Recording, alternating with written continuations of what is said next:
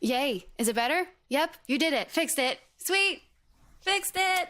Nice. Perfect. All right. So yeah, as we were saying, welcome in, James. We're going to, I'm the tech wizard. Absolutely not.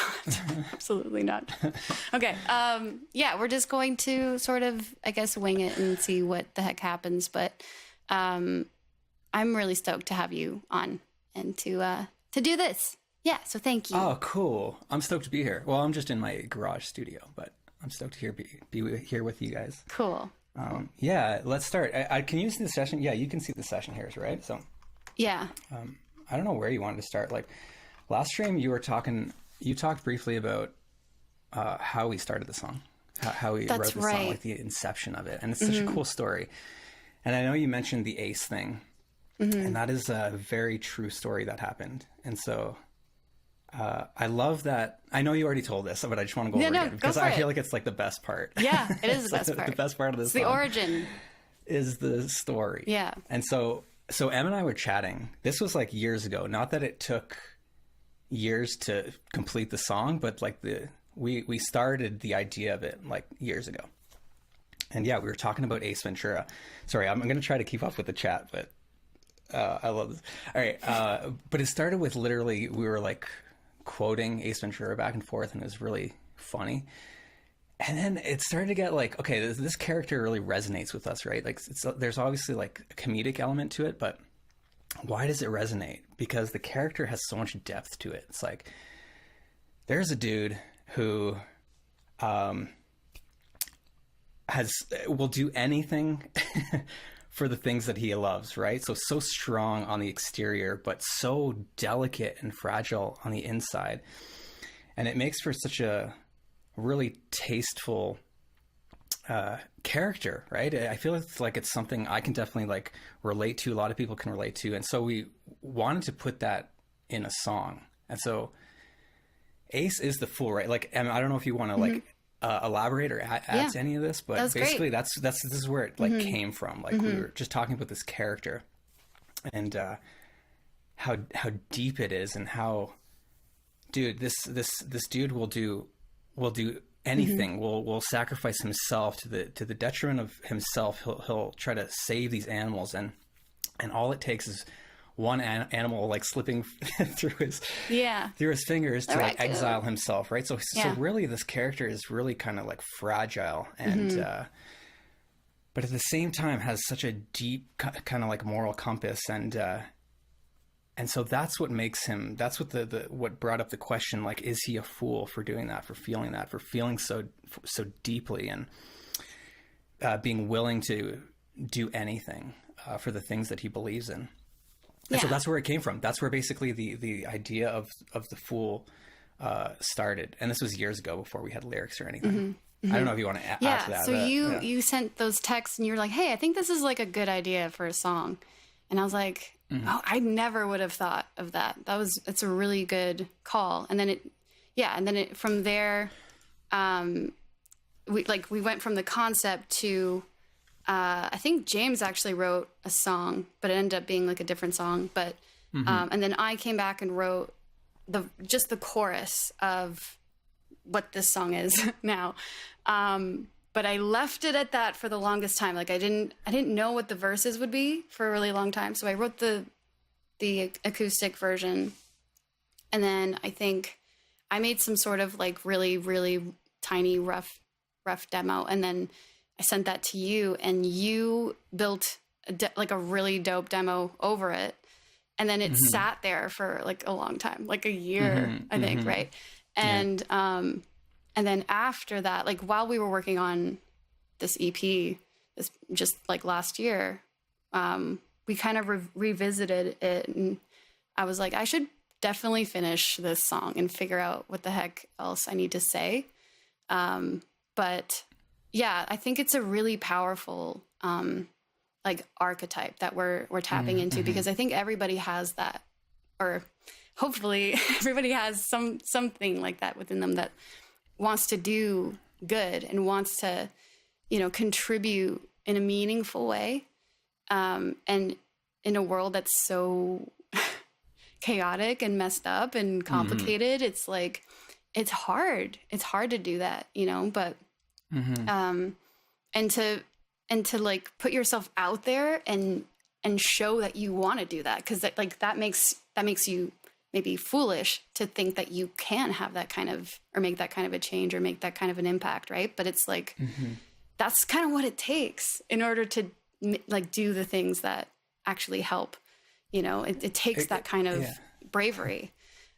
So yeah. Or foolishness. I mean, that's what it is. It's like you want to be in this kind of scenario, in the archetype that you're describing, you want to be the fool. Like that's, and I think when we were first coming up with it and trying to pinpoint and dissect why the character is so fucking rad, is that like, it stuck with me all my life, and I didn't know why. I don't think it was just that. Sorry, sometimes I curse. That's okay. That's okay. I don't know if this is a PG. Curse away. Put your kids to bed.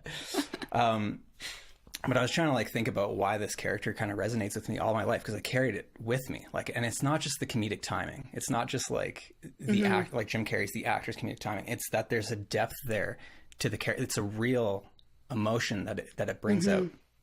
And you were able to capture that in the lyrics, by the way, so thank you, precisely and elegantly and beautifully. As like, you did a really good job, even in the demo, which we don't have to get there right now, but I did drag into this session. Sweet. A few of the demos. Maybe it makes sense. Does it make sense for us to do that now? Do you guys want to hear the demos like now, or should we just keep talking about the?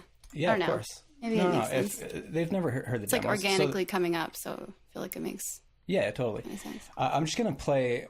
I don't know about the whole thing, maybe a verse and chorus. Oh, by the way, when we first started this, so this was like, dude, there's so many reasons why this song is so rad. Not just the production and the like thematic content, but like we started this song, like Em said, like a year ago, and it kind of started this project. Like when you hear Aha and Forevermore and Blood, and even Waste Your Time. This kind of like started our whole trajectory to work together, and it seems now that we're kind of capping it off. There's still Waste Your Time that we're kind of working on. I don't know if I was supposed to say that or not, but you can say that. Okay. I've said it many times. Okay, cool. Because that's such a good song too. I mean, that we could talk about for fucking hours, but this is a really cool song because it kind of caps off this whole project, and I've learned so much and been able to express myself so much on this project, being able to produce it. And Em has given me so much too. And she's you guys know by seeing her stream, but she's such a talented writer and performer and just like transmitter, right? That's what you're doing when you're writing songs. You're just trying to translate. And she's so good at it. She's like such a natural. So when she sent me this song that was unfinished, you can see just by the length, it's about a third of the length of a song. So maybe it was a minute long. Already I didn't know what I had to do, but I knew that there was a song in there. So let's just take a listen to the first demo. I don't remember this, so I'm a little nervous. This is a voice note. So usually when Em and I work together, it can start as just a voice note, but usually demos I would prefer to have them recorded to a click track, like on the grid, so that if I were to work on it, it's like it's easy to track drums to, or or do any work with. This was just the raw, I believe, if what I'm about to play is just the raw voice memo, initial, probably one of the first versions of the song ever, of me. Yeah. I think it is. I think it is the first it's a little version. Scary. Okay. So here we go. I'm gonna play from this out. Call me the fool. Weight of the world's upon my shoulders. Baby, I'm blue. Wish there was more that I could offer. And all that I do.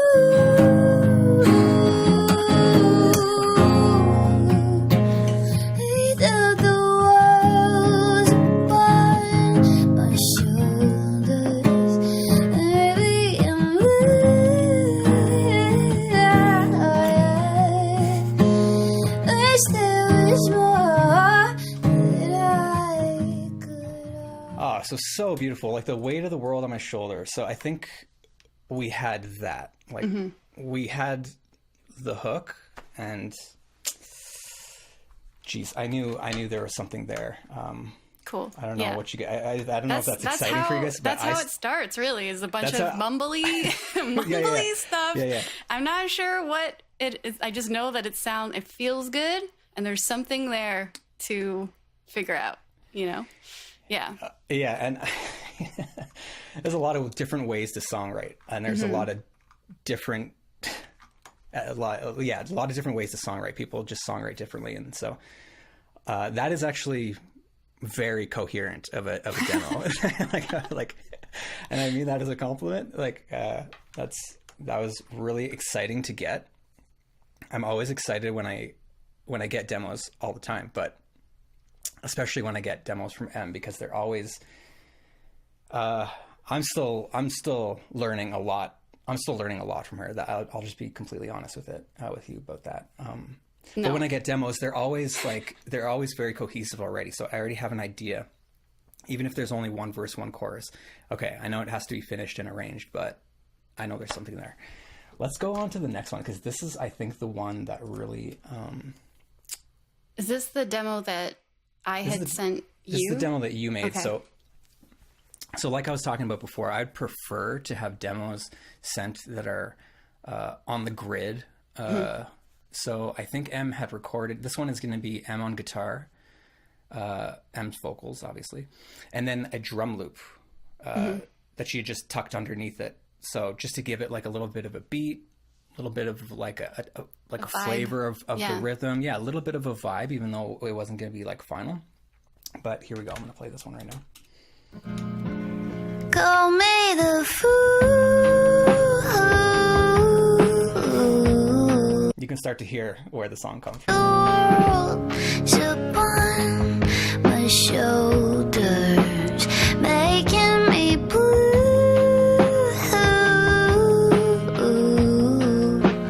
Wish there was more that I could offer.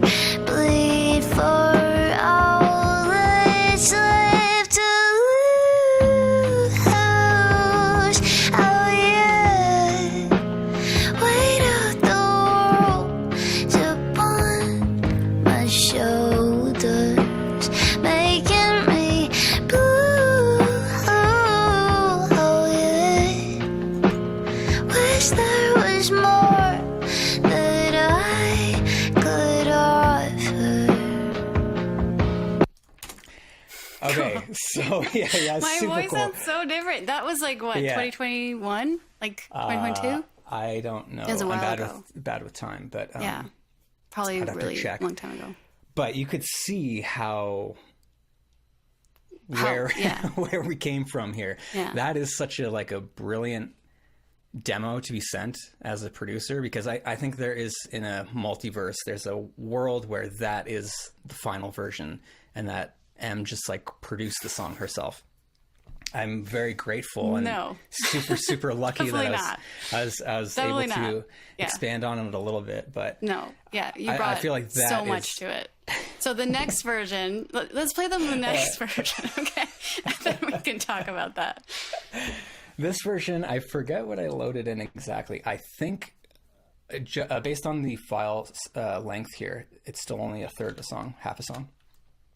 This is going to be the demo that I sent back. So I had decided to just go ahead without any kind of brief or talking about really a lot of vibes and instrumentation and tones and yada, yada, yada.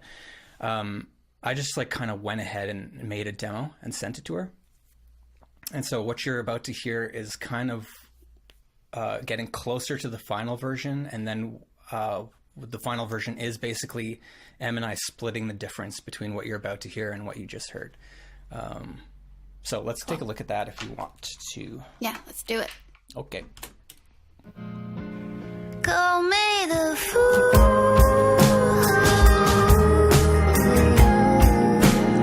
Weight of the world's upon my shoulders, making me blue.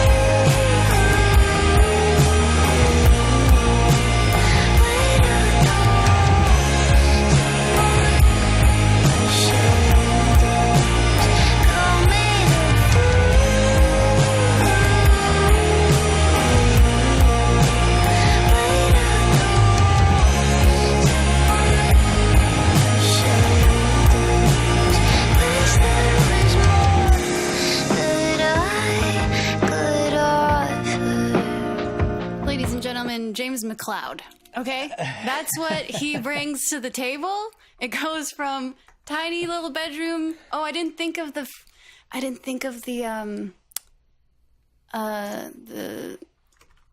Hold on, let me just move those up out of my face. The alerts are popping up over my head. Welcome in, Ordo. Thanks for popping in. Thank you guys. Oh, no way. Ordo's here. Yeah, Ordo's here. Ordo has landed. Thanks for popping in, man. Awesome set today, by the way. My mind is blown. But yeah, you guys, that is what James brings to the table. He just takes something very basic and then blows it up, you know? So yeah, magic plus magic equals epic tune. Thank you, Tom. James crushed it. Thanks, Punks. Yeah, I agree. I think that as thanks, a demo, Punks. I was like, what the heck? Shit, I really got to finish this song. So I was like, I have to write the rest of this track and figure out what I need to say in the verses. And yeah, so that's the last demo that we have, I think, on hand, right? On hand. Yeah. We did 3 main versions of the song. This is getting closer to the final sound of what we have here that we sent to mastering. And by versions, I mean like kind of different versions entirely. Of the Fool here, like the last version we just listened to, that was Fool 1. We arrived to, I think, Fool 8, I think was what we sent to mastering. And that includes tiny little revisions. So that doesn't mean big sweeping changes. It just means maybe swapping out some guitar tones and stuff like that, and then fiddling around with some of the sounds in the back end and stuff like that. So Punk says, how much to release all 3? Never. Yeah. These are just for this stream, and will be locked in the vault forever. Slips 20 under the table. yeah, totally. That's funny. That's smooth. We need 10 versions of we need all 10 versions of the Fool. I don't know that needs to happen, but I appreciate you guys. That's not gonna happen. Sorry to burst your bubble. But I mean, so the difference between the previous demo and that demo, I mean, it's a demo, but we got pretty close to like the sounds, like like the vibe. I recorded my kit, which is over here, which I can't show you now because it's in the studio's kind of dark right now, but it's a nice little Gretsch kit, which is nice. I play everything myself, so everything that I added there was a lot of acoustic guitars. I included what M had sent me, so that was the drum loop.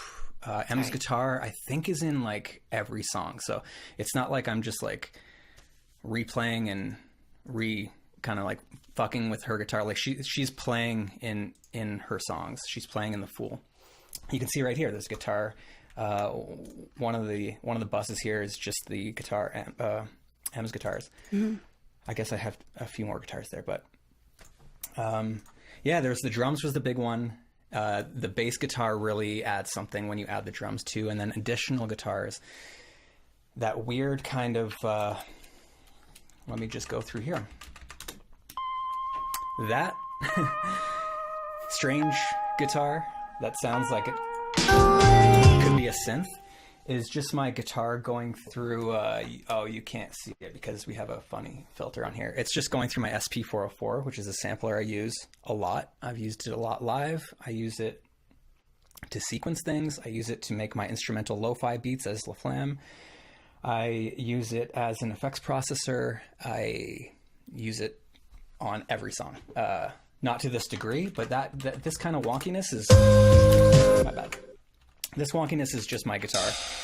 Those are drums. I'm a professional, but like... I love that sound. That is such it's like really capturing the weirdness and the quirkiness that we're kind of after. Similarly to the carousel. Yeah, I knew, exactly. I knew that was coming up. Okay, the carousel guitar right here, labeled carousel. I didn't know that was a guitar. Oh. So this sound, I don't even know if anyone like hears it it's in the mix. You can hear it, but like, we spent, I don't know how long. we did a couple sessions focusing on this carousel Yeah. guitar, because with the theme of the Fool, very like gestury, and it had that kind of like, as M described it, like a circusy vibe. Yeah. And it was in the I don't know if, I think it was in the demo I just played, but it was definitely in one of the demos. And then she was like, oh, we gotta we gotta use more of that vibe. Yeah. And then we actually landed on this carousel sound.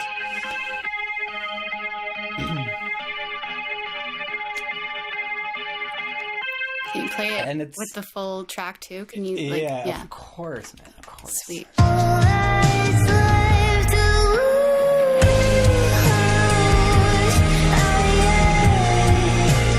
Weight of the world upon my shoulders, making me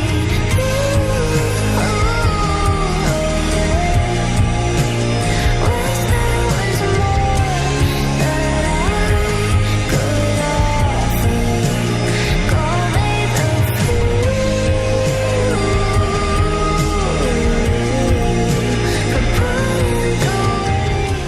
Okay, so super Yeah. rad, like super rad. Yeah. That does definitely like Was the achieve the vibe goal. that we Yeah, were it going was the for. vibe. It was Yeah. the vibe we were going for, and we nailed it there with that guitar. Very stoked about that. I mean, if we just want to go through like some of these, I love listening to like, this is some of my favorite thing to do. It's so nerdy, but just listening to drum and bass buses. This is going to be interesting for nobody. No, not nobody, but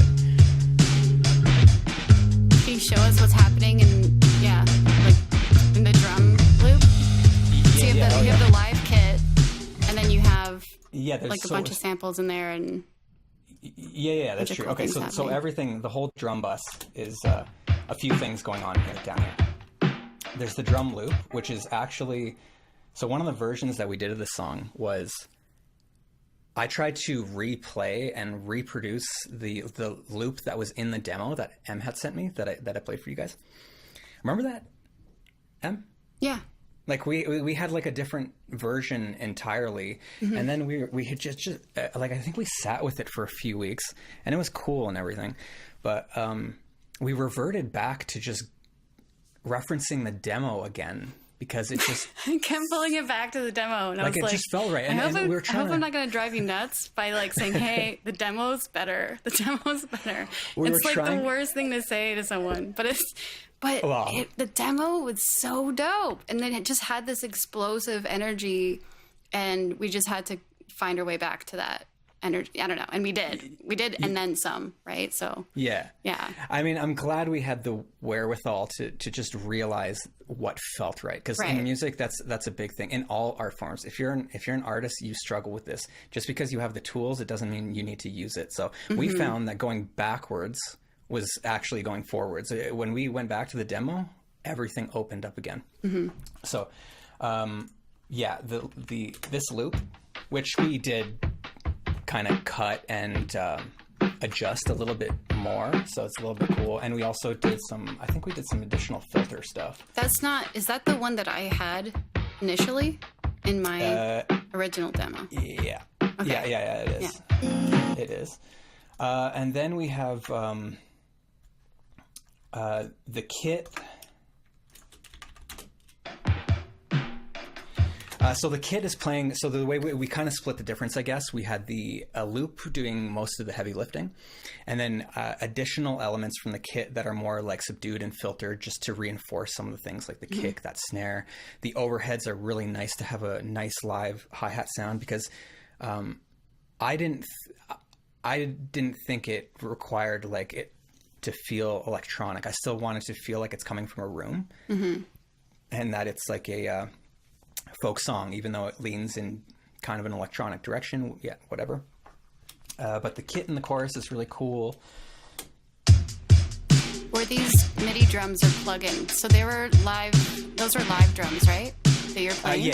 Yeah. So this is my kit, and then I don't know how much you guys know about production. It's not really an industry secret, but you can have a drum trigger. So every time I hit the snare, for example, you can tuck whatever sound you want underneath it. So I am reinforcing my snares in this track with an additional snare, just to give it because I wanted it the sound I want. I happen to be using a stainless steel snare, but I wanted it to feel like a maple snare, which I don't have right now, and I don't want to buy a maple snare.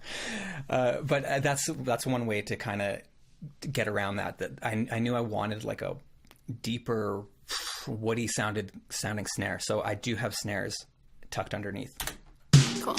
So this is overheads, a full kit. This is my AKG mics, just miking my kick drum, the snare. There's no toms right now.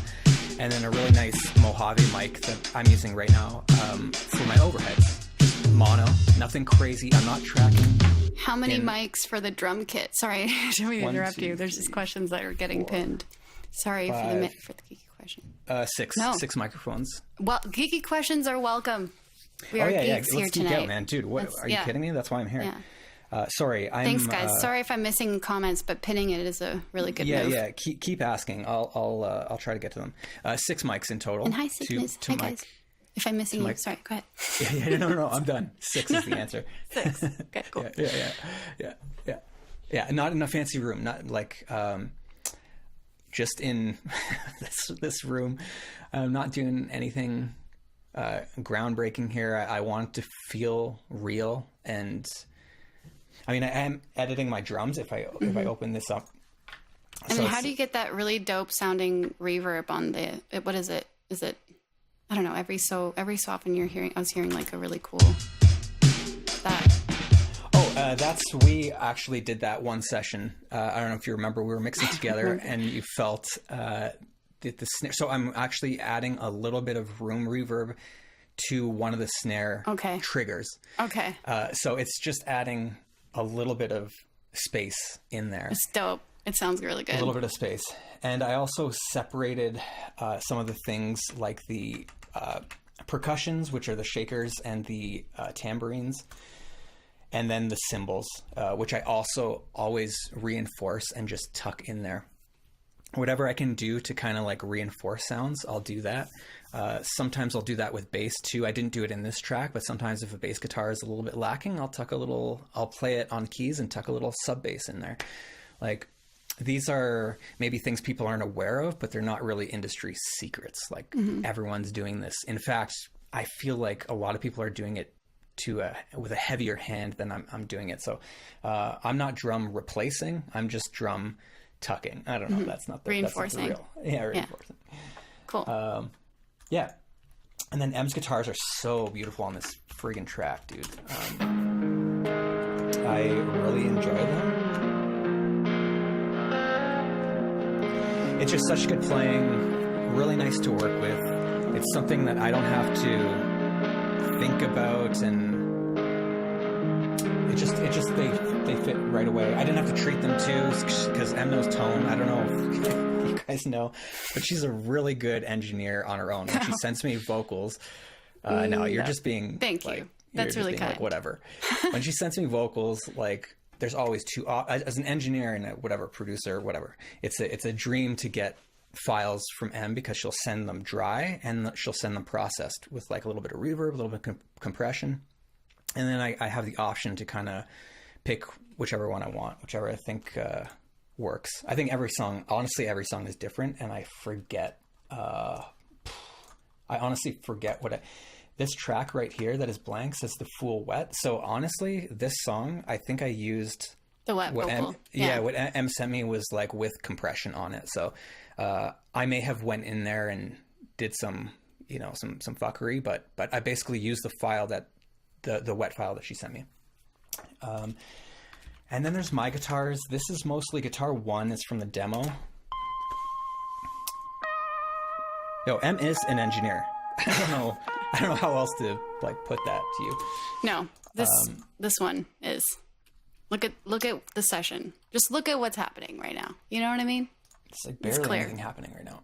And then guitar 2, that was I don't know where it was, mix between like 4 or 5 or something, and just wanting to like beef things up. And you'll notice a lot of stuff is like muted and take it out. So the way that I like to produce and I like to record everything when I have the feeling in me. And then if later on in they say like write drunk, edit sober. So I like to just, not that I'm drunk, but I'm just putting down, recording everything. And then later I'll go back and like, if things need to be taken out because there's a lot of content there, you really want to be careful with not doing too much. But these guitar twos made it in the track. Oops. A lot of really textury stuff. This I can tell right away is through my sampler. It's just a verbed out, clean guitar. And then it gets to the back end where the carousel stuff comes in.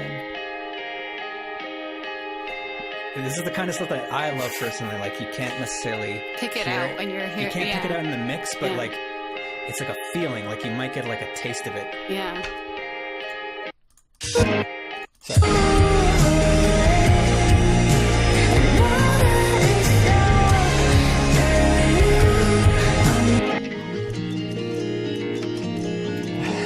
The acoustics are so cool.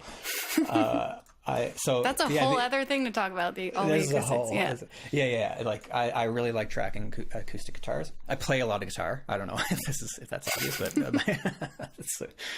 I mean, I started playing guitar when I was 10, so it's been like there's more time in my life that I've played guitar than not. So it's always been like a form of expression for me. I like tracking it. I like writing on acoustic guitar. I just love the sound of it.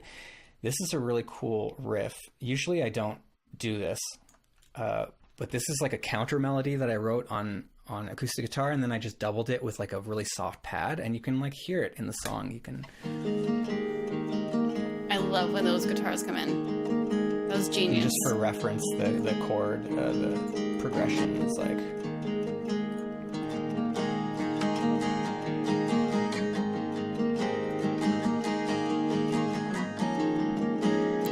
Feel it come in that part of the verse, and it's like elevates the magic, but like tenfold.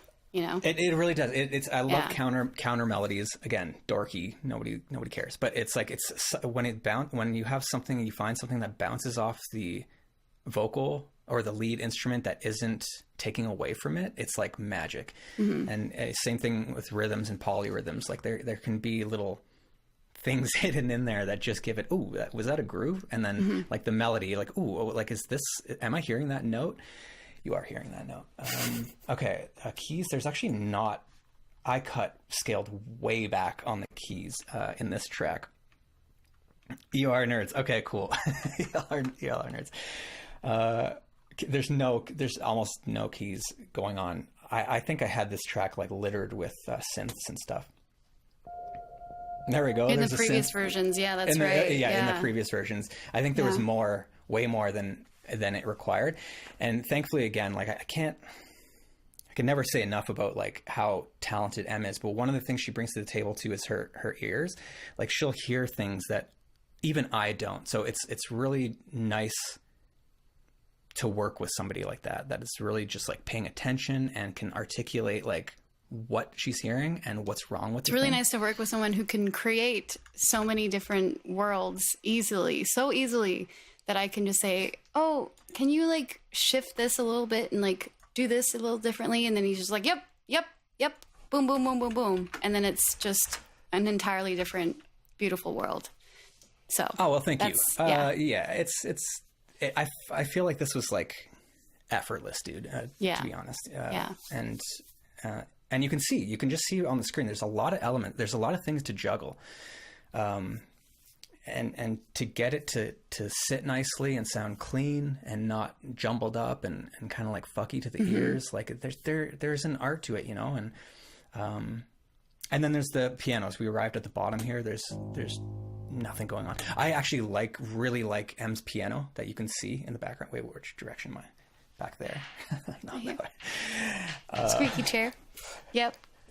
Oh yeah, you need some dub D. I know. I'll figure that out. Okay. Someday. That's okay, dude. Pianos are the only thing, and they are just reinforcing what the bass guitar is doing. So they're only in the choruses. You can barely hear it, barely feel it. Get me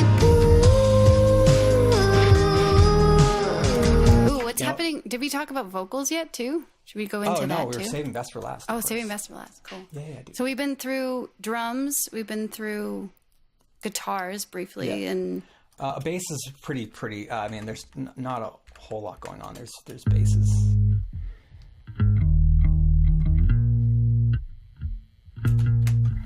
Just for a little reference there. maybe with the. Oh yeah, I was gonna say with drums too. Okay. Cool. Yeah.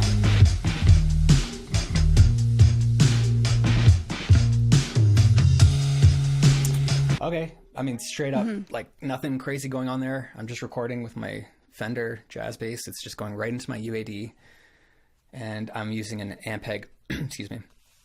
Ampeg amp, like amp sim. Bam, nailed it. I think I tracked that in just like a couple takes, and I think literally that's one of the only things that survived from the demo. That and the wonky ass guitars. That high guitar is like, and What the about carousel. the heavier guitars too, like the really like Oh yeah, distorted ones. There is a distorted feedback guitar. I called it. So this was so cool from the demo. I think this was my favorite part, and I was so obsessed with it. I was pretty adamant that it stays in the track. Ugh. I hope you genuinely liked it too. Yeah, I think we brought it up in the mix when we had our sessions. Yeah. Okay, I'm gonna play it because what you're gonna hear, it's not anything crazy, but I just play it in a way that I let certain notes ring out, and my proximity to the speakers it started to like feed back and get into this like rock territory, and I was obsessed with it. It's a pretty gnarly guitar. I mean, Yeah. wait, gotta wait for the feedback.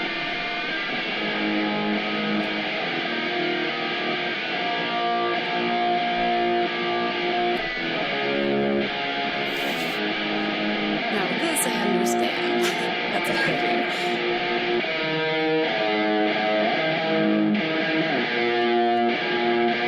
This is yeah. I'm not tracking. I don't know if Tom, if you meant from the guitar, but all my guitar stuff is like in the box. I don't record guitar amps anymore. All my homies are using DI. But check this out. There it is. That little Yeah. squelch right there was like had me. And like yeah. You can, dude. I whomped after tracking that. So let's just.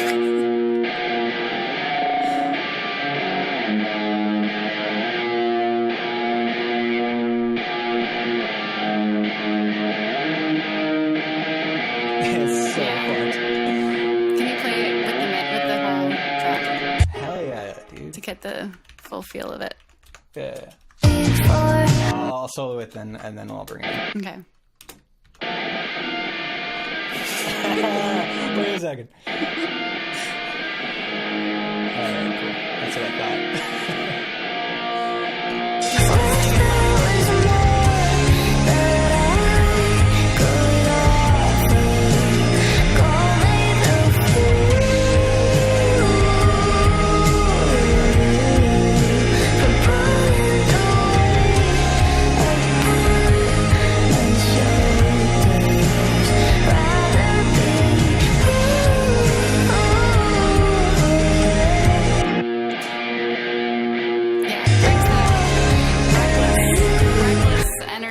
That we were Reckless. looking for, you know, Yeah. for that last section. Just Yeah, reckless totally. was the word. Yeah. You literally verbatim, you were like, we got to keep that recklessness in there.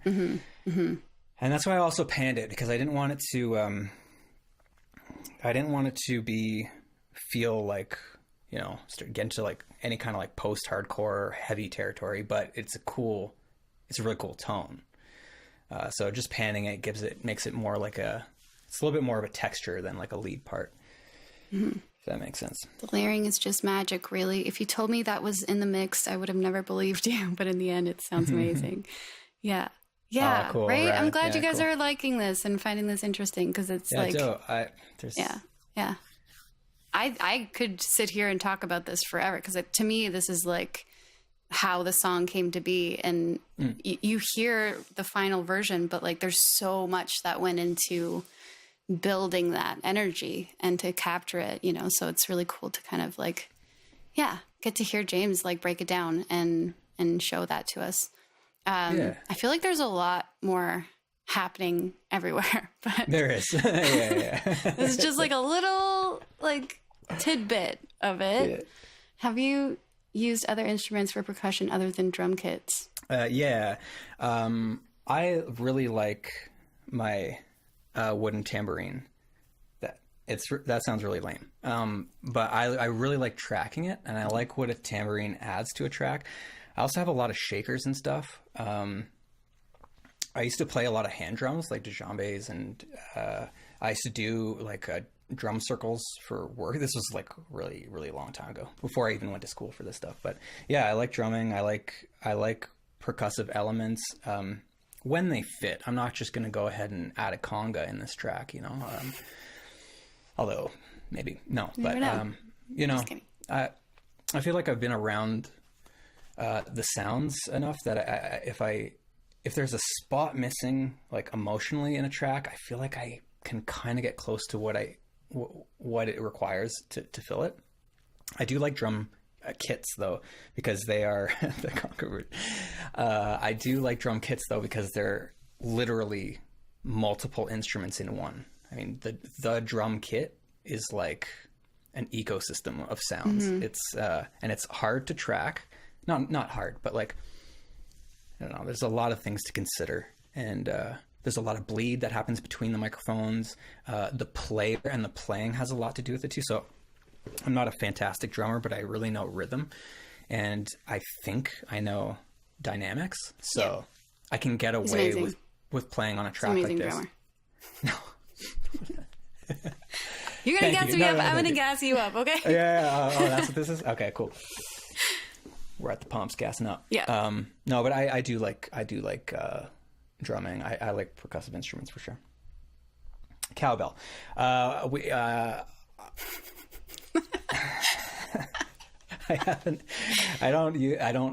don't own my own cowbell. I don't know how many. You don't own a cowbell? No, like I don't own. I know that makes me weird. It's fine. Or different. It's not.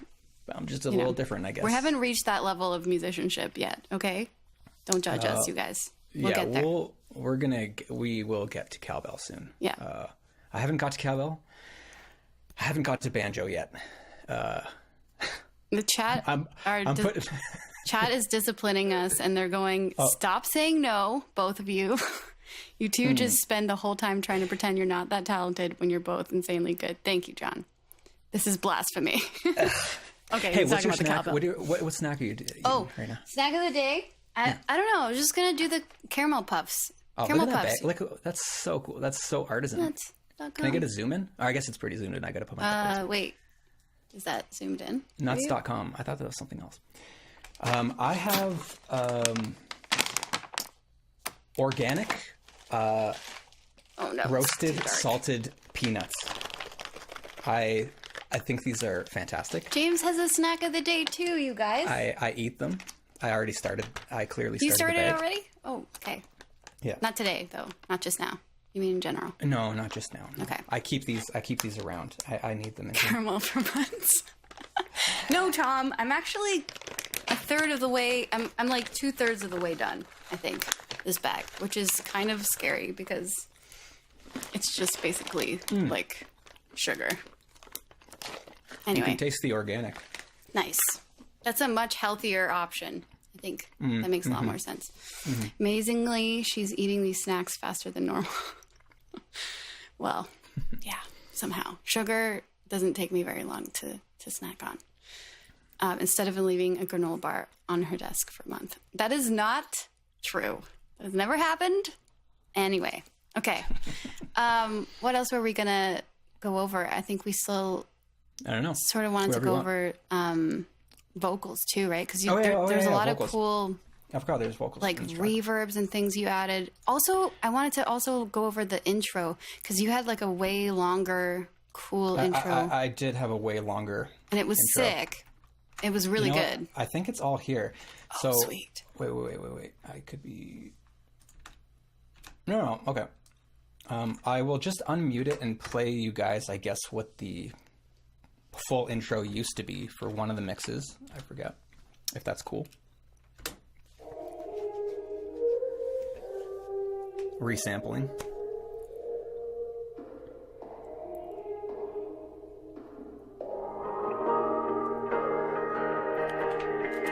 Okay, so that was a little bit fucky because I decided to mute the intro and then do like a filter. So I don't think the demo actually sounded like that. It was more like filtering in all the way up.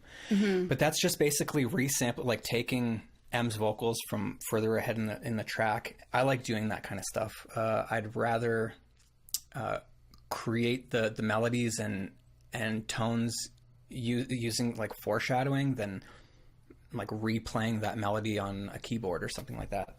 So that's how we got the intro. And it's Hey, also Marissa, welcome in. Sorry, I just want to really quickly say hi. Of course. Welcome in, girl. What's up? Thank you. Appreciate it. Yeah.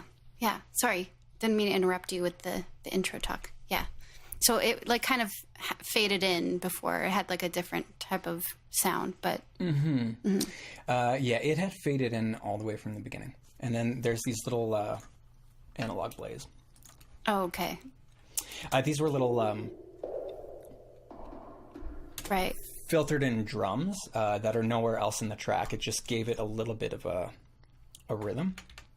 And again, it's just texture and flavor.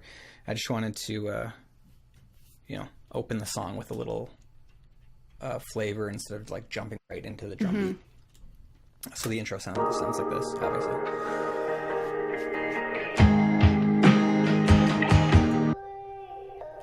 That's probably something you didn't know was there. I didn't even know that was there. You didn't even know that was there. Okay, yeah, totally. Yeah, right. It was quiet. It's so deep in there, but again, it's just like texture, And if you pick it, you can't quite pick it out. But if you pick it out, it's more like a sensation. Like you get a little foreshadowing.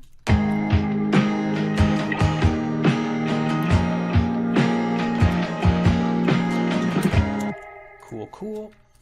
Let's look at the vocals because I like those. Okay. Cool. So, like I said, on the whole channel, all of MC's vocals are going through, obviously, a single bus. We're going downtown Nerdville here, so just buckle up. A little de-esser is going on everything. Chroma glow, that's a saturation. Saturation is very important. Kids. This is a very light auto-tune. And a really high humanize function. So it's like, it's not the T-Pain auto-tune. I think people get really tripped up and also confused by auto-tune and pitch correction. Mm-hmm. I'm not going to get deep into the differences, but there are differences, and there are ways to make it sound natural, obviously. No one's going to listen to this song and be like, oh my God, there's so much auto-tune on it. And then the graphic EQ,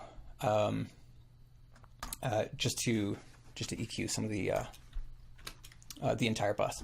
Let's check out this vocal. Do you want to? Yeah, sure. Okay. Oh my God. Choice. You make it look Oh, it's so beautiful. I'm going to play the acoustic with it, easy. Wish I were cool enough to not care. I mean, They say the good starts to flow when you let it, but I can't seem to get there. okay, so all I'm doing is further compression because I know at this point what M expects from her vocals, and it's a very compressed, upfront, dead center vibe. So even though she sent me a compressed file, I'm throwing this SSL style compressor on it. It's the glue. It's free. If you are a nerd, you should download it and use it all the time. It's really good. And then another Chroma Glow. This is just, again, saturation on this specific channel because I felt like her her leads needed something, and it's a different saturation, obviously, and more of it. You can see yellow indicates more. I love how the vocals sounded when she sent me them.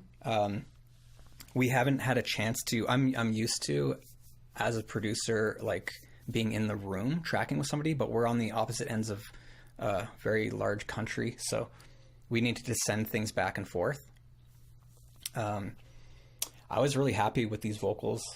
Sometimes Em will comp in new lines maybe she's not so happy with and send it back to me, and then I'll plug it in the session. But it looks like sometimes those comps will be worse than the first version, and then you'll have to revert back.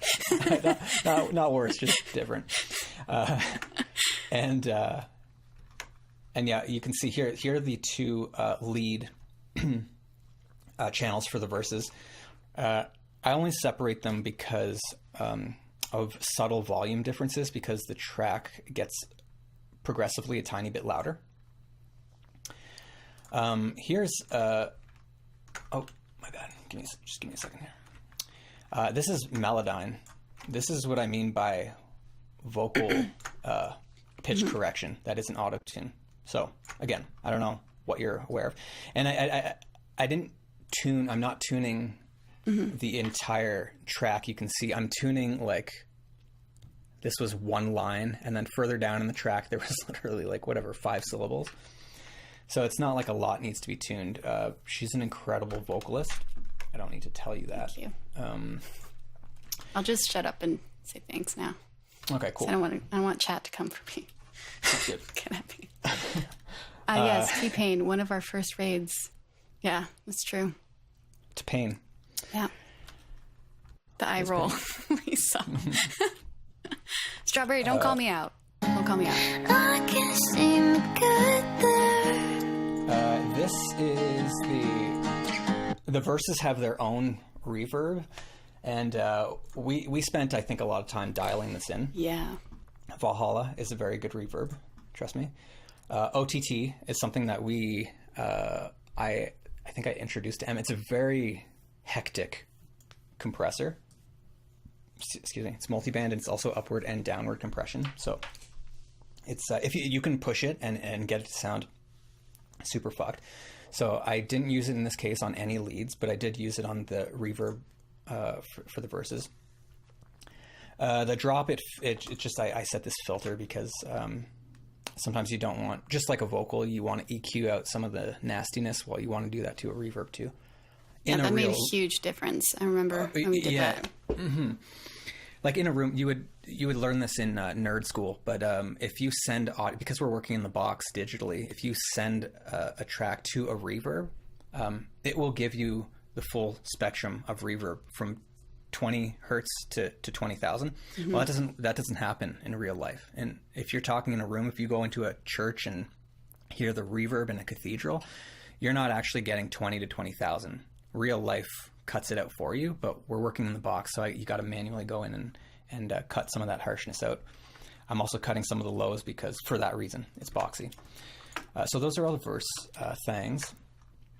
Let me see. There's a little effect here. Can't brightly. help but wanna burn brightly. That's a little harmony that you might not hear, like, you know what I mean? But it's tucked in there. She's there. Wanna burn brightly. So dope. Okay, and then we got 2 little effects things down here that are going to come up next, and they lead into the hook. There's so much more. Dope. Okay, so you want it, like, I don't want that sound on the entire verse. That's a bit overkill, but I want it on the last word. And especially because there's a little space there before it goes into the chorus. And so I wanted to fill that with the tone of her voice, and a pretty intense reverb did the trick. So that's what you're hearing. Cool. Right into the chorus. Guess I'm a fool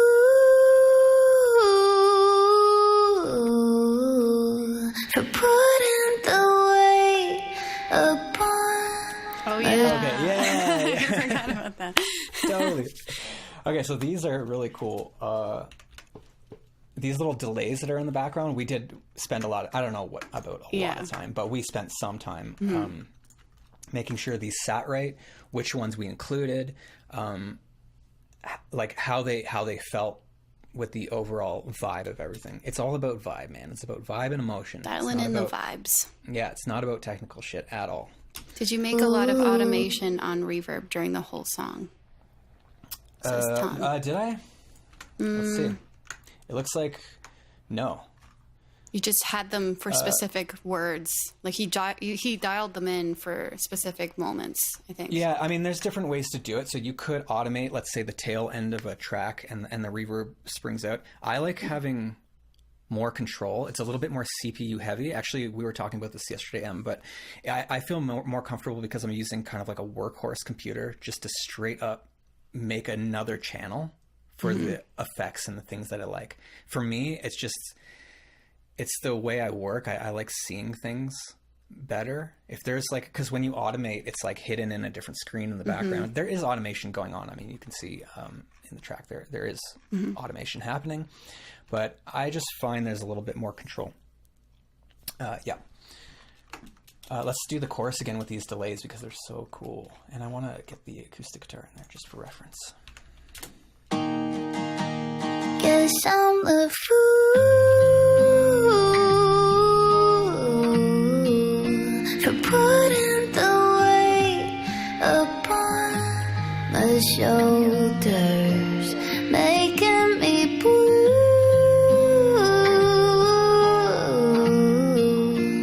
Wish there was more that I could offer.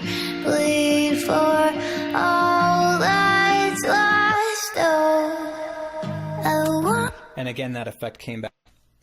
Yeah, exactly. I chose some parts. That's what every song is different and every part is different. I don't know. Again, it's about feelings. So I felt like this was the right thing to do. I could have maybe automated the channel itself, but I just at the time didn't want to. That's pretty much it.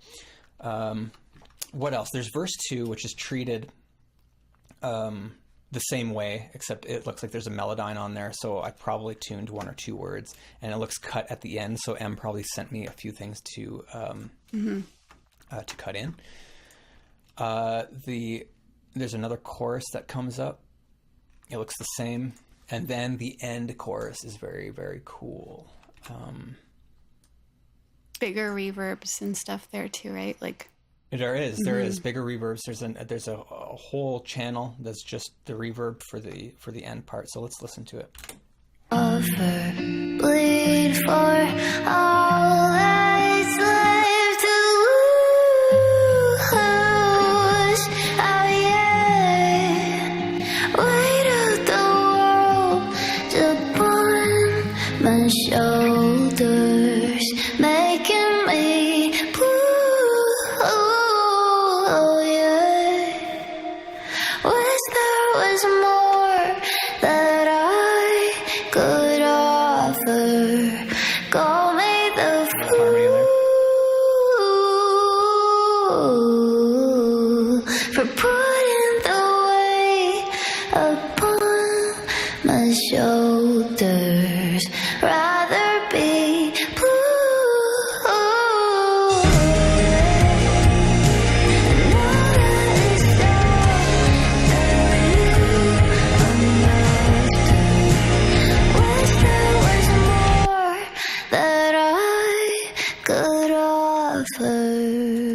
So the tail end, you can see some automation go down at the end here.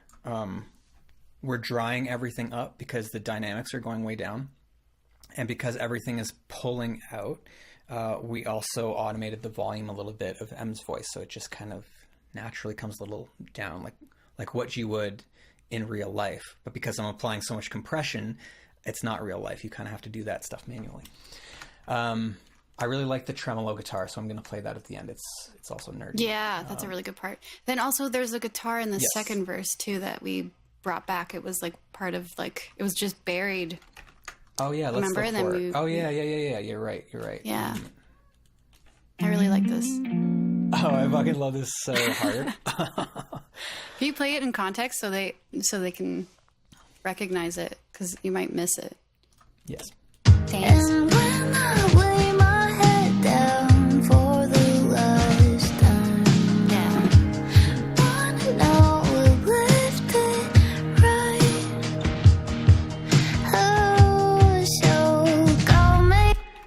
So Cool. this little thing, this noodly part, I thought was so cool. I love it.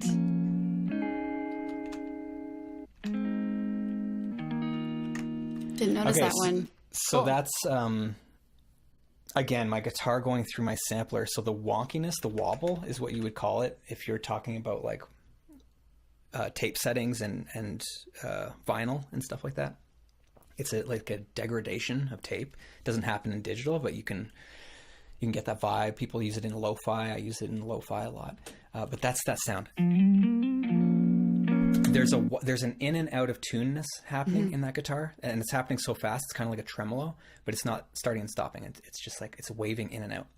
It's very nice. It's what you would get if you played a tape too much and there started to be like some Right. degradation. It just adds like a really nice warmth to that part of the verse. And we were looking for something because you had, I forgot what you had in the newer version of the, not newer version, but the, I don't know, I guess version 3 of the Fool, I guess it would have been, before we went back to let's go back to the demo style. You kind of had something, you had it replaced with something else. And I remember, I was like, I think it was a different guitar. And then so we started kind of looking around. Look at this. Just look at this for a second. All these, any channel that you see with a green H beside it, those are guitars that didn't make it into the track. And look at this whole session. Let me open the entire session for you guys. There's a lot that's hidden. These are all the parts that are happening. This is everything that's happening. And everything you see on the left with a green H over here is something that I tracked that we have decided it doesn't work in the track. Look at it. Half the fucking session. He's a madman. Half the session is He's a things you madman. just try to come up with. He just creates like he breathes, okay? And then all I have to say is, nope, not that one. This one. It's so easy to work with James. But he had like a different guitar there. And then we literally just was like, oh, what's this one actually? And then we're like, that's gold. That's instantly needs to be in there. Let's play some of these. I mean, I don't even know what's here. So, what was the other one that I forgot? I won't play it in context because I don't want to mess with it. But that's cool. see, That's like, really cool. None of this shit made it. You can't say it's cool now. I mean, it's cool. It just didn't make it, you know? Yeah. Okay, cool. Yeah. It's too late. No, but like that's just, I guess, an example. There's a lot of textures, and I really like when transitions happen when we're going from verse to chorus or vice versa in the verse, or when there's like two verses. Maybe we're in verse 2, and in the middle there's a part where like something changes, either the dynamics or something. I like to give a nod to those transitions sometimes, and sometimes they don't make it in. That's totally cool. I wonder what these are. Now I'm so curious what all these parts are. This I think is what we replaced. Yeah. So a very tight, very compressed, in your face, kind of dry, sounds just like DI. I actually don't like it at all. I'm glad we kiboshed it. So good call. It's doing its thing. It's doing what it wants to do. Oh, I way prefer this guy. Yeah, right here. me too. Oh, even that run up. Okay. Cool. I don't need to talk about it anymore. How many people are needed to perform this exactly live?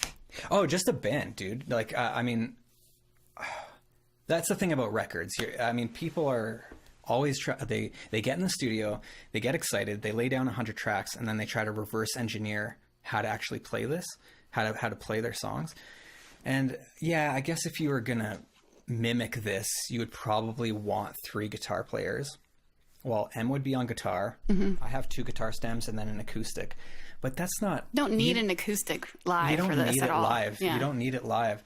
Yeah. And so I don't know. You can cover that one. I would say just a regular 4 or 5 piece band, whatever. Yeah, I think so. So. Especially like there's a lot happening in the drums, but you could always have like a lot of people these days play to tracks, or they have like drum triggers and things. I don't know. You can incorporate the sounds that aren't part of the live kit too. So there's ways to, work around it, I guess, Absolutely. Yeah. There is. Yeah. Yeah, just about 30, says John. Yeah. No, Transition for the chorus to the second verse is dope. It's dope? Okay, let's look at it. I forget.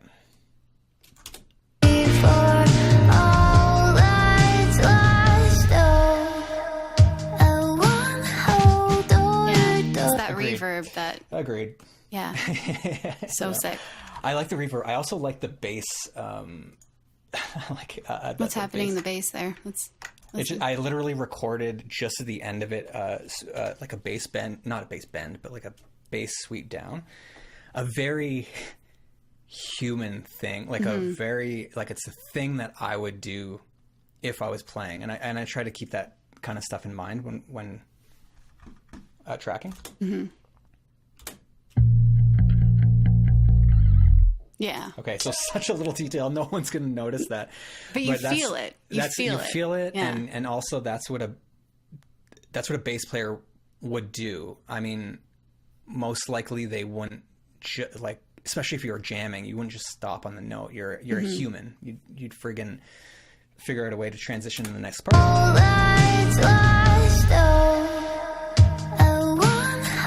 Clears the space. It's like your ginger between the sushi or whatever. Like it really cleanses it really brings you in. Yeah. Is it? Okay, cool. Yeah. It really brings you into it introduces the next part because sonically it's very different. The verse has no bass. The drums come down in dynamics. And it's a very clear change. Yeah. Less reverb. A lot of stuff is happening. So you want it to feel as like natural as possible. And I think little details like that, just cutting on the one, whatever downbeat, you could do it, but it might feel a little bit more robotic and whatever.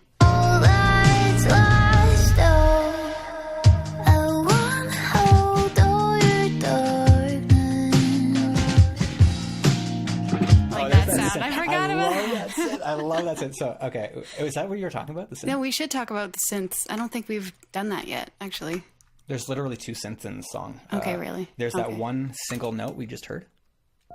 Because I felt like that line is one of my favorites in the song. I want to hold all your darkness. I want to hold all your darkness. Hold all your darkness. Make you feel. Totally just gives it like a little nod to that line. And this is what I was talking about kind of elevating. So we're here with the second verse. We know the chorus is up here. Well, we could make a jump like that, or we can just kind of meet it halfway. So the second half of the second verse gets a little bit elevated. M's guitars come back in.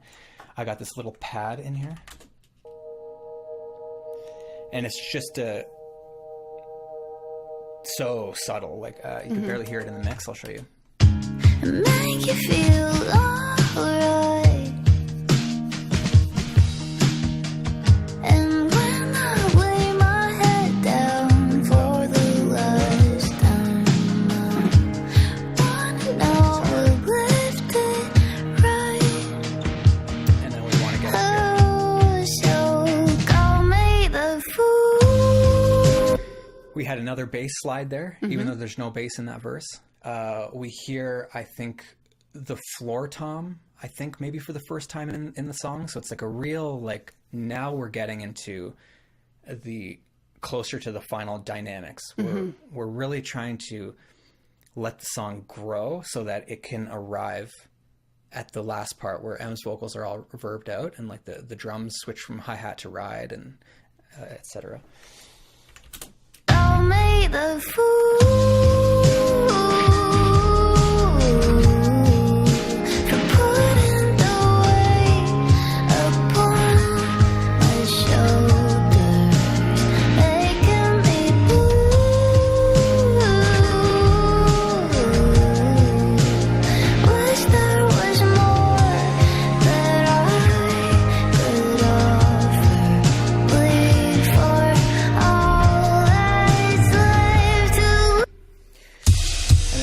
Where the drums open up and I finally get to play with the loud dynamics. I switch to the ride instead of the hi-hat. I'm hitting a little harder. There's fills. coming up is the double snare one. It's like you don't really hear that before in the song. Like, the snares and toms and bigger, just bigger. Like we wanted to get to this part. Like we wanted to explode into this.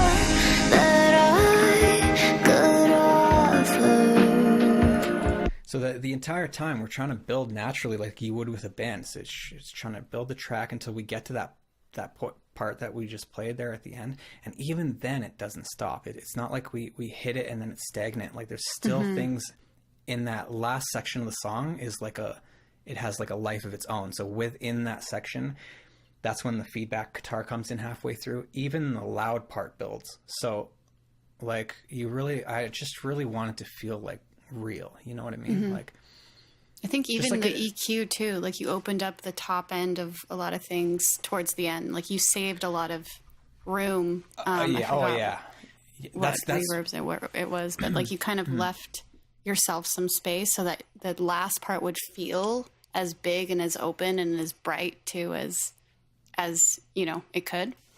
That was one of the notes. I think that's why why we flipped back to the demo. I think once we got to, I forget what mix it was, like 5 or 6 or something.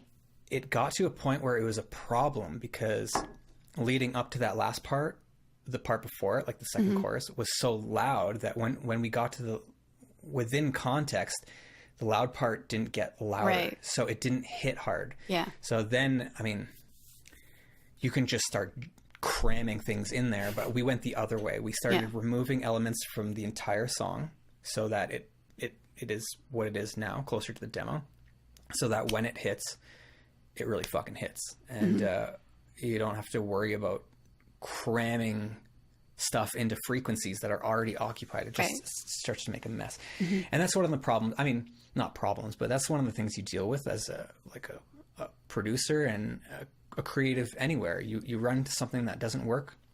Don't be scared just to let it all crumble and start over again. And that's what we did. I think we just went back to the demo and we're like, what about this is magic? And we basically tried to recreate it. Yeah. And I think we crushed it.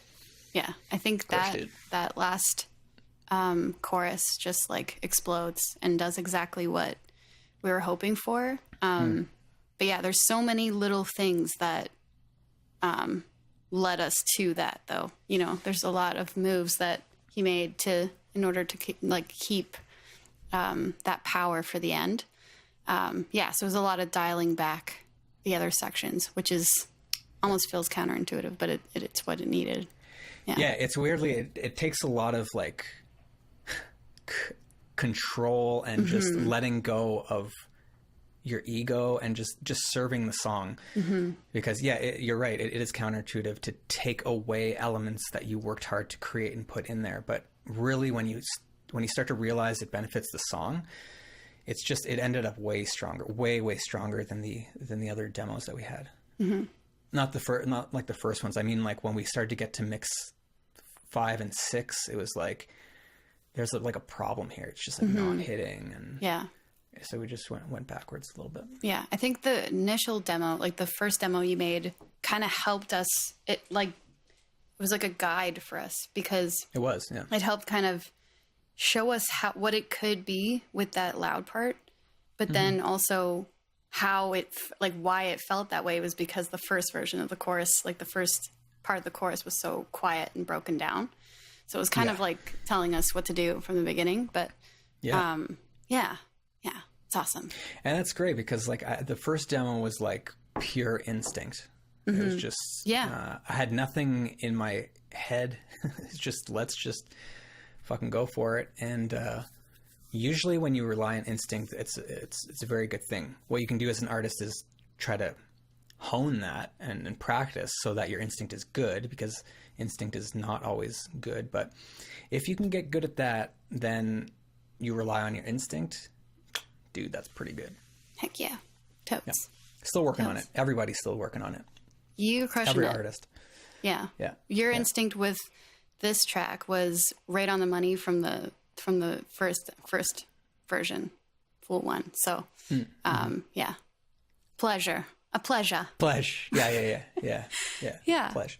I don't know. Do you guys have any questions? I feel like that's like. You want to cut me out? No. I think we just like this is a like really really good overview, but maybe we can listen to the full thing or listen to. I think we've done all the different sections though, right? Yeah, we have. Like yeah. So if you guys and then the only thing was we finished this mix and then we sent it to Christian in Toronto for mastering. That's right. And so Christian when you're Montano. at this point. Yeah. Mm-hmm. So once you get to this point and, mastering's a whole different bag. I master my own tracks, but I don't do mastering professionally. I don't have a rig for it. And he crushed it. So there would be very subtle differences you hear, not mix-wise, just sonically between this and the final version that you hear on Spotify or whatever. I think he kept it pretty true to what you did, though, because he mentioned he really liked your reference. He does seem to like what I sense. So I think, but again, his instruments are like when you're working in mastering, you're doing really precise frequency stuff. He has analyzers that I don't have. He has compressors that I don't have, and EQ that I don't have. So it's very subtle stuff, but he can do stuff that I can't. But I can get He can use my reference like he mentioned he did. Thanks, Ordo. That's awesome. He says, amazing work, guys. I'm all about the nerdy stuff. Oh, yeah. Let's nerd out, bud. I'm down. Dude, I really enjoyed... Oh, sorry. No. He just says, I might have missed, can you show the last chorus vocal reverb plugin? Oh, yeah.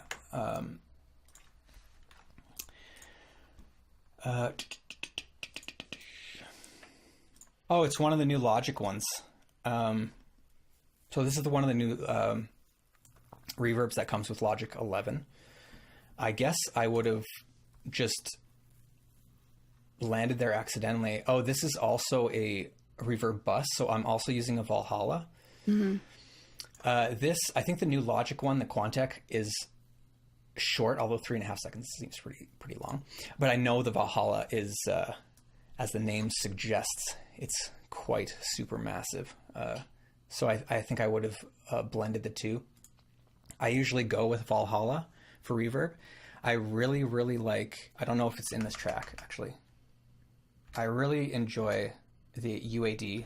I like UAD all around. They're not paying me to say this, but their stuff is just like super, super rad.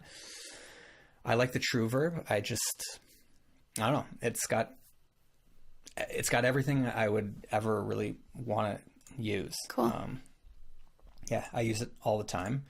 There's also a really, excuse me, not tacky, but like this one is pretty wild.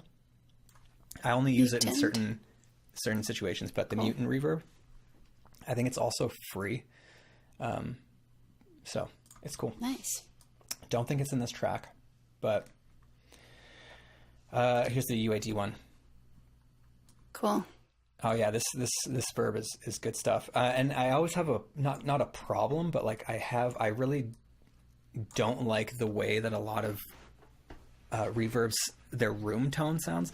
Like I feel like it's easier to get like a crazy cathedral sound, but that's rarely what I really, really want. I want like a nice like room that sounds real, and real rooms are quite finicky. Like if you're in just like a basement or like a wooden room, if you're ever tracked in like a room with a lot of wood or cement, like sometimes you want just accurate weirdness. Like you want the weirdness from a room. And I feel like a lot of reverbs lean toward like huge delays, and it's a little bit trickier to get those like tight, like room tones, realistic kind of sounding, realistic to fatten it up, and like I don't know. So I don't know. UAD is pretty dope.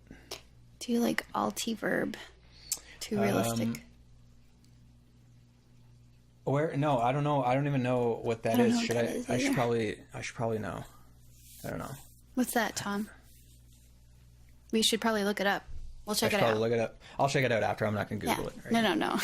I'll give it a Google later. Cool. Yeah. Yeah. It's awesome. Okay. Well, I mean, I'm not going to take up No. way Take more up. of your time. Take up. Thank Is there you anything guys else? for, like- I saw somebody mention Oh, yeah?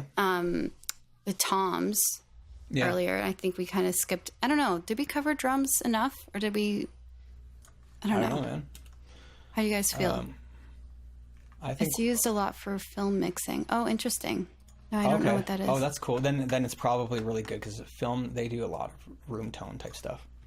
I don't know. There's nothing crazy going on with the toms. I just I like remember having to bring them up in the mix because I really like the sound of them and panned and stuff. Yeah, Really I good. think I cut them out.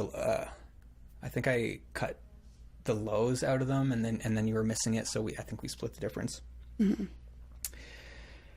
feel the drums are no, pumping. Is that because? Oh, it's sorry. not. It's not side chained. It's not side chained. It's just compression. Just a lot of compression.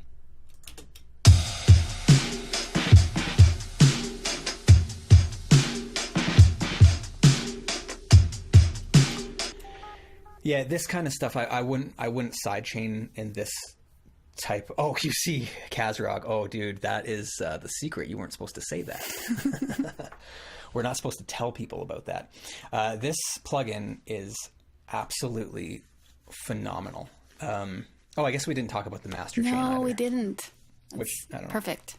Let's do that. Yeah, dude, the secret's out, dude. This is the nerdiest fucking shit I've ever heard in my life. So True Iron. I'm really not gonna get into what it does.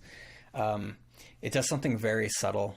It introduces what would be in your analog chain, but it's not trying to mimic the entire chain itself. It's just trying to mimic, I think, the transistors of these six old classic transformers. Sorry, that were in these like compressors. So it's not actually doing any compressing. It's doing saturation. That's what it's doing. Again, saturation is a big thing. Can you play with and without? Yeah, of course. I put that shit on everything. It's like friggin' Frank's over here. Here's the track without it. I put it on every bus, not on every channel. I put it on every bus, and I put it on my master. Okay, I'll play the chorus too.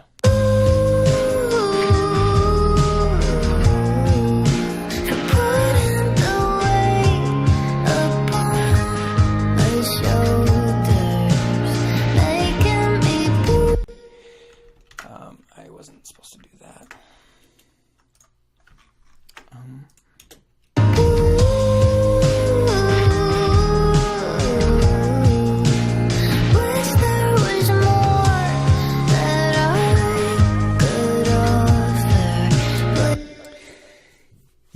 Yeah, it is like it's going through a big console, and you can get this vibe from Neve. Has a really nice like summing. If you do analog summing, you can get close to this.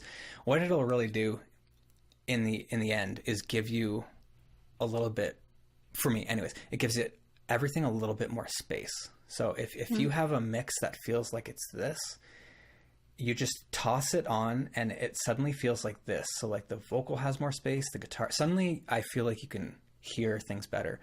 And saturation can do that, but this also gives it like this way. I don't know. You can go this way for volume and this way for space. I feel like it just like friggin' like opens it up so nicely. Cool. I always put tape saturation. Again, it's all fucking all the secrets are saturation. But the tape is very, very nice. We're hearing volume differences, obviously, but it's also saturation that's hitting.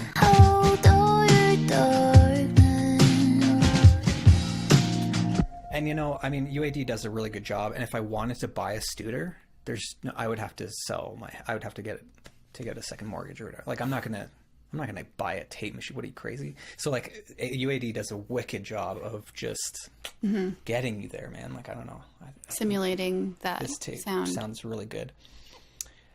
And again, UAD. This is what I use. I use Oxford for my mastering, but I obviously take it off when we send it to mastering. So, but when I send Christian my reference, yeah, it's the Oxford that he's hearing. And time to rob a bank. I know, yeah, that's what you would have to do to get a working Studer. I don't know. Is there anything else, man? Like, I'm trying to think. Cool. Well, thanks for having me like in this space. I recognize so many of the names here, and that's rad. I'm glad you guys like stuck around to listen. You're interested, and I really like this. I like the song. I enjoyed producing it. I really like working with Em. She's super talented, and it's just like a pleasure. It's so easy. It's easy working with you. You're amazing to work with. He's incredible. Obviously, I mean, I don't have to say that. Like, look, just look at what he's done. What we want his at. It's La Flamme. John, can you pull that up in the chat? Yeah, and if you thank you. Oh, Perfect. thanks. Hey, it's La Flamme. Yeah, true. And I'm gonna be changing that soon. Oh yeah. What? Sorry. What are you? You're gonna be changing your username. Okay, but if you just click over to his page and then drop him a follow, he's actually gonna be streaming pretty soon. He's gonna start doing his own thing, so definitely drop him a follow. Oh, thanks, Ordo. Yeah. Oh, stellar job, James. Love to see the passion. Oh, that's awesome. Thanks, Ordo. Super passionate. Like, I don't know, man. I could talk about this stuff forever. So if could you get I. me in a room with another producer, like Emma, she doesn't want to admit it, but she's an engineer. She is a producer right now. And so when we talk about stuff, I'm learning. We know what we're talking about, and it's such a joy to talk with other people who like to nerd out in the same space. And yeah, I'm going to be streaming soon. I don't have a date for you guys, and you know, I'm figuring it's going to start pretty slow, but if you guys want to pop in, you're more than welcome to. I'm going to be telling Em when I'm going to stream, and if she feels like she wants to, she can mention it in her stream. And yeah, I'll mention it. And I don't have any, like, I got nothing. So it's going to be Em helping me like mod for the first couple times. It's going to be fun. We're going to have a good time. It's going to be me playing, like, I've really curated songs that I really, really like. I'm obsessed with early 2000s, like, emo stuff. So I'm curating a lot of songs, a lot of Blink and, like, Yellow Card and blah, blah, blah, blah. I'm just really excited about, like, playing these songs. It's going to be, if you're the nerds are still here, it's going to be my guitar through a sampler, and then I'm going to be triggering little loops through my sampler, and then vocals. So it's just going to be like guitar, vocals, and little loops in the background. And really, it's sounding really good. I got a little demo. I did play a little. Yeah. Sounds really freaking good. A little set list. Yeah. And I like it. I think it's a specific sound. It might not be for everybody, but I like kind of, I don't know. I'm just playing stuff I like. And if you guys come along for the ride too, I want you to watch me grow, because I have a feeling like looping is in my near future and different things like that. So I don't know. If you got nothing else to do. No. And I love that you said that it's not for everyone. My stuff isn't for everyone either. And that's not what we're trying to do. Right. Like, we're just trying to do what we do and be ourselves, and the right people are going to find their way to you. Right. So yeah. Thank you, James. Yeah. Thank you for doing this. This is so fun. Dude, you're so welcome. Yeah. Should we do this? Like, let's do this again. Again. Okay. Every day. Maybe for the next track too. Like, definitely the next track. Right. I wish we could talk more about the next song. Yeah, I know. Coming up. I don't even want to say. I mean, they already know the song. Anyway, they already know "Waste Your Time." They know that. I know. I know that they know. Could play like a. Everyone knows it. No, I'm not gonna play anything. It's okay. Yeah. No, we're not gonna play it. I'm not playing the demo for you. What, are you fucking crazy? No, that's crazy. No. Okay. I mean, there is another story. It's not the same story as The Fool, but there is a demo, and like, I believe in timing, serendipity, energy, and we kiboshed this demo. Yeah. In the middle of this project, for very good reason. And I'm so glad we did it then. And, sometimes you just got to let life play out. And, dude, it couldn't have played out better for what's coming next. And, yeah. And the timing is right, I think, too. Like, Waste Your Time what it has become on the stream. I don't want to waste your time. What it has become on the stream is just like, it's blown my mind, and it's something new now. And so to be able to record the song and finish the production knowing what it already means, you know, I think is way better than us trying to than us having finished it like late last summer or whenever we were working on it, like, which is nuts, you know, like I wasn't even streaming back then at all. No.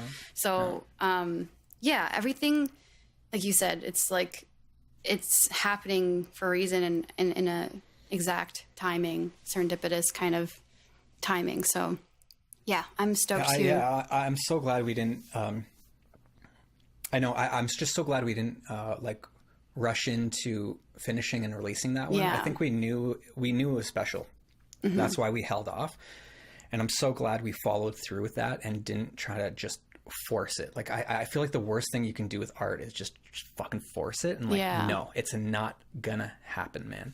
It's not gonna happen. So I think that was a really good decision, and everything that I feel like worked on so far has been, we've just relied on instinct and intuition and time, just like The Fool. Like we wrote it years ago, and then we started the demo roughly just over a year ago, and now we're like almost capping this project off with that same, like it's so crazy how if we would have rushed it, we never would have gotten here. And I'm so happy to where we got to. Also, another thing we didn't mention is like, this is the first song that we've actually gotten to work in a session together, like on a call. Like all the other songs, we haven't even talked about that. All the other songs that we've done, so like Aha, Blood, Easy, Forevermore, those were all just like either like voice back notes, and forth, like email, like notes, text, you know. This is the first song where we've actually hopped on a call. We're like, wait, I think there's a way for us to like sit in a session and do this together. And this is the first song, and it wasn't even from the beginning. Like this is like, you built the demo, you built the song out, and then we sort of came in. It's like a month later. ago or something, or whatever, or not, more than just over a month ago, but like so we figured out a way. So I would just share my screen, and then we have this little app in here called Listen To, where we can kind of M can sign into this session and listen in high fidelity, and we made mixed decisions together, like on the fly. Yeah. And the rest of the album, we didn't do that. We had revisions and emails, voice notes. We had calls, but we weren't like editing on the fly. And that's the way I'm used to working. Obviously, I like being in the room, and again, it's about energy and vibes. So I think we fucking nailed it on this song. But that's just me. And imagine, like, that's one step beyond what we were originally doing. What's the step beyond that, which is like from beginning to end, working in the same, you know, digital space, but in the same like room, basically, right? Like, so I feel like Waste Your Time is, I'm stoked to get going on that one too, and see where she lands, because she's such a good song. Like that, the song itself is like, I feel like, thank you, dude, you could use like a trash can as a snare drum, and it would still, the song is so good. I swear that some songs you could just do whatever with and sound good. It's already sounding so good. I'm half tempted to just play the do parts, the ooh parts, the bubbles. No, okay, fine. We're not going to. We'll keep it. She's not ready, but she is like. Sounds really good. She's like fermenting. You know what I mean? It's really good. She's not the final version. It's not the right time to show it, but. Sorry. not to be. Pat on the back. Thank you, Ordo. You could play it if you want to. I'm not. No. It's fine. I don't even have it pulled up. I'd have to figure that. It's fine. No. We should wait. I'm just getting excited. Okay. I know. I know. Yeah. It is exciting. It's a really good song, and it's definitely the next one we're working on. So, so it is like happening. Some things take time. I wish they didn't take so long sometimes. But it's me. I have to track the guitar. No, that wasn't that. I'm so not It's fine. subtle. You can say it. Some things take time. Sometimes you don't get vocals. Sometimes you want vocals and you don't get. Yeah. Vocals take me a long time too. Vocals take, I don't know. Sometimes I'm you know, a day or two of just recording vocals and then another like couple days of just comping and figuring out what I want. Stop wasting time. I know. Yeah. Oh my gosh. Oh man, it's just the joy. It's such a pleasure to like to work together. And thank you guys for like sticking around. All these names, like all these names, like Tom, John, and Ordo, and I don't know. I recognize all you. It's nice to just say what's up and yeah. It's great to have you on here and to, you know, like just give you the space to talk about what you do too, because I don't think I've ever really gotten to see you do this in this capacity. I mean, other than when we're actually building the song, but like share this with them is really, really cool. So thank you for taking the time to do this with us. And thank you for helping me build this beautiful freaking song. Like it would not be what it is without you, and such a joy to work with you. So yeah, thank same. you. Likewise, it was a team effort, and I think I don't know, it's pretty good. Yeah, it's pretty good. It's all right. You know, it's okay. Yeah, great work, great song. I had no idea just how much went into making. Yeah, thank you, Dave. Thank you, Geeky Nerdy Things. Thanks, guys. Yeah, thank you guys. Yeah, one more shout out for good measure. Yes, go give them a follow if you haven't already. And I paid her to say that. No, no, you didn't. Invoice me later. Oh my gosh. Yeah. Anyway, thanks, James. I think this is it. Is this it? This is it? Okay. Am I done? Are you kicking me out? No. I've overstayed my welcome. No. Full run through? From the top. Let's do it. Full run through. Let's do it. Of the track? Yeah, of the whole thing with the intro. Perfect. With dancing.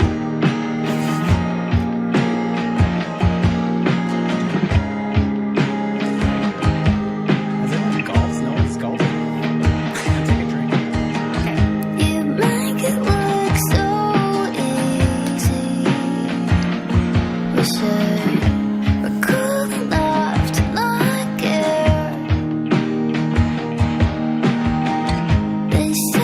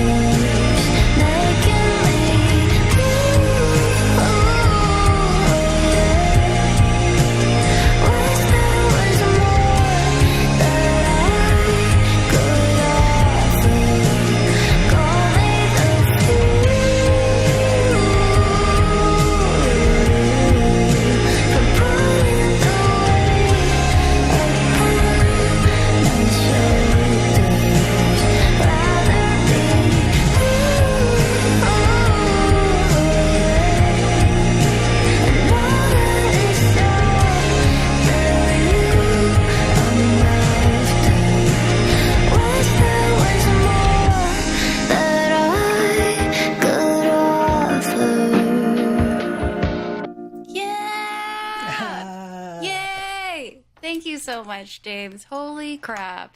You're so Mind blown and super grateful. Whoa! Shut the fuck up. Is that real? I am super grateful, and I said it first. So I don't think so. I think it's at the same time. Very grateful. I think I'm more grateful. Okay. We're equally as grateful. Equally grateful at the same time. So same amount? Same amount, probably. Okay, also. fine. It was very fun to work on this track, and thank you guys for listening and staying and listening and watching and stuff. Yeah. Thanks for being here. This was so fun. I feel like we could totally do this again. Probably just talk about music forever. Definitely do it for the next track. Yeah. And thanks for being here. Okay. Is this it? Is this it? Is it? Okay. Bye. Bye. I'm going to transition. Okay, somehow. bye-bye. Okay, bye. I'm muting. I'm getting out of here. Okay. Okay, bye. Okay, bye. Guess I'm a fool.